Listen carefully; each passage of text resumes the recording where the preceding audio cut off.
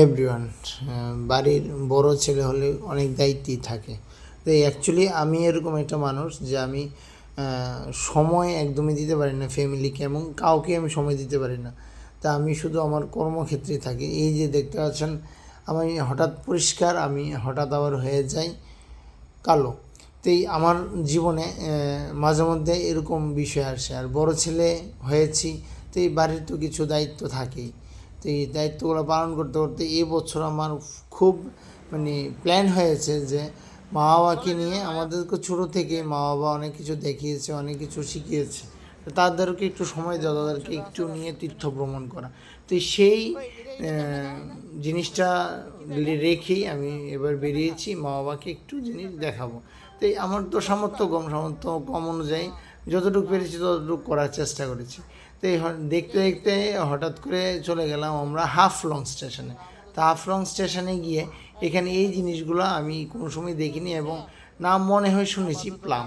তো এই প্লাম দেখলাম, অনেক কিছু দেখলাম। দেখার পর হঠাৎ করে ট্রেন ছুটে গেছে। তো এই ট্রেন ছুটে যাওয়ার পর হঠাৎ করে তারা ওইখানে নামতে পারেনি। এইখানে বাবা কি করলো, আম, শসা, আমরা সব কিছু নিয়েছি। আমার ফ্যামিলিটা অনেক বড় ফ্যামিলি। সত্যি আমি এত লাকি যে এই ফ্যামিলিটাকে আমি পেয়ে। সবাইকে নিয়ে আমরা বছরে একটা বা দুইটা প্ল্যান থাকে করার, সব বছর পসিবল হয় না, এবছর পসিবল হয়েছে। আমার এখানে আমার প্রভু আছে এখানে। তো এখানে বাবা কী করেছে, আম, শসা, গুঁড়ামরিচ সব কিছু নিয়ে মেঘে। আর এই বাই তো বলেই লাভ নেই, অস্থির একটা ভাই, মনের মানুষ অনেক বেশি। আমাকে ছাড়া সে চলে না, কিন্তু আমার লোকের মাধ্যমে কাজে লেগে থাকে, এর কি সমস্যা। এই কেউ মরিচ আনছে, কেউ লবণ আনছে, কেউ সবাই একটা না একটা জিনিস আনছে, বাটি আনছে। তো আর আমরা এখানে বসে বসে শুধু প্ল্যান করছি কীভাবে খাবো, কোন সময় দেবে, কোন সময় কী করব। আর আমার সিটে তারা এসে বসে গেছে, আর আমাকে গেজে গুজে রেখেছে। হঠাৎ করে আমরা চলে আসলাম আমাদের গন্তব্যস্থলে। এই যে অনেক বড় টিম না আমরা, তাই আমি সবার পেছনে সেরকমটা থেকে বিয়ে যাও। তাই হঠাৎ করে আমরা চলে আসলাম, তো বুঝতে পারলেন কোথায় চলে এসেছি।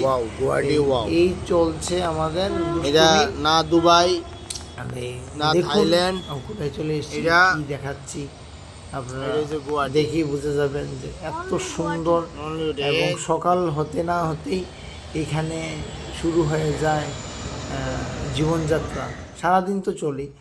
তারপর ঘুম থেকে উঠে বেরিয়ে গেছি টাউনটা ঘুরতে। আমি আর আমার এই মামা সাথে বন্ধু দুটোটাই একসাথে, কম্বো প্যাক আমরা দুইজন। তাই আমরা চলে গেছি টাউনটা একটু ঘুরতে। আর এইখানে এত যানজট, প্রচণ্ড। তাই তো যত টাউন বিজি হবে, তত মানুষ ফাস্ট হবে, তত সব কিছু। এই ভাইটার সাথে দেখা হয়েছে রেলে, ওর গার্লফ্রেন্ড নিয়ে এসছে ওখানে ঘুরতে। আমরা তো গার্লফ্রেন্ড নাই, মা ভাগনা বন্ধুবান্ধব মিলে ঘুরে নিই। আর মাঝে মধ্যে ফ্যামিলিকে সময় দেওয়ার একটু চেষ্টা করি। আর আমি এরকম একটা মানুষ, সময় আমি আমার কর্মক্ষেত্রেই বেশি দিয়ে থাকি, যে কোনো সম্পর্কই আমি সময় দিতে পারি না। তাই এখানে দেখতে পাচ্ছেন একটা গাড়ির বাইরের লোগোটা, ইউটিউব চ্যানেলের লোগোটা সামনে দিয়ে খুব সুন্দর করে রেখেছি। ঠিক হঠাৎ করে শুনতে পারলাম যে এখানে সুন্দর একটা মন্দির আছে, যেটা অনেক অনেক কী বলবো, এটা জাগ্রত মন্দির। তো সেই মন্দিরটা দেখে আমরা যখন এসছি, সকাল থেকে স্ট্রিট ফুড খাওয়া শুরু হয়ে যায়। যা কি বলবো, এখানে প্রচণ্ড স্ট্রিট ফুড তারা খাওয়া দাওয়া করে। আর এইখানে এসে আমার একজন মামার সাথে দেখা হয়েছে। উনি তো অসাধারণ মানুষ, মামি তো কইয়া লাভই নাই, সেরা পুরা। মাঝে মধ্যে কইতাম না এটা কিতা, কিন্তু তারা মনের মানুষ খুব দারুণ। একজনের ছাড়া একজন চা খায় না। আর এই যে কী বলছে জানেন, এখানে থাই ভাষা বলছে। আর তাদের মধ্যে ভালোবাসা অফুরন্ত, মাঝে মধ্যে একটু ভেজাল করে আর কি, সমস্যা নেই। আর আমরা যেখানেই যাই, আমরা এই গ্রুপটা কমপ্লিট যাওয়ার চেষ্টা করি। সবসময় তো হয় না, মাঝে মধ্যে হয়ে থাকে। আর ও আমাদের সামনে সামনে চলে যাচ্ছে। এই আমরা ডিসিশন করেছি আজকে আমরা একটা মন্দির দেখব। তো এইখানে আমরা একটা মন্দির দেখতে এসেছি, মহাদেব বাবার মন্দির। সেই মন্দিরটা উপর থেকে যে ঝর্ণার জলটা আসে, এই ঝর্ণার জলটা মহাদেবের এই লিঙ্গের উপর দিয়েই আসে এবং সাইডে দিয়ে একটা ঝর্ণাও আছে। তো আমি এই সাইট সিনটা করে হঠাৎ করে প্ল্যান করলাম যে মা বাবাকে নিয়ে এটার মধ্যে পুজো দেব। আর এখানে কিছু দুষ্ট বানর আছে, বানরগুলো ফোন কেড়ে নেয়। তো এই খুব শক্ত করে ধরে রেখেছি, তার জন্য কাঁপছে।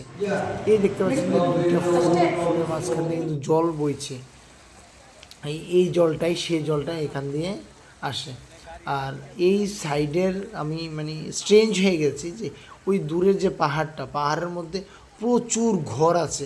কিভাবে ঘরগুলা এত উপরে করেছে, মাটি খোদাই করে কিভাবে এখানে আছে, এবং সিমেন্ট বালি কিভাবে এনেছে, আমি তো মানে স্ট্রেঞ্জ হয়ে গেছি ভাবতে ভাবতে যে আমরা কোন জায়গায় বিলং করি। মানে মানে খুব মানুষ খুব রিস্ক নিয়ে ও বাঁচে, মানে মানুষের জীবনযাত্রাটা অন্যরকম। তো এই মা বাবা এখানে এই জলটা দেখতে এসছে। এখানে হঠাৎ করে জুবিনের সাথে দেখা, তারপর আমার একটা ফ্রেন্ডের সাথে দেখা, ও আমার সাথে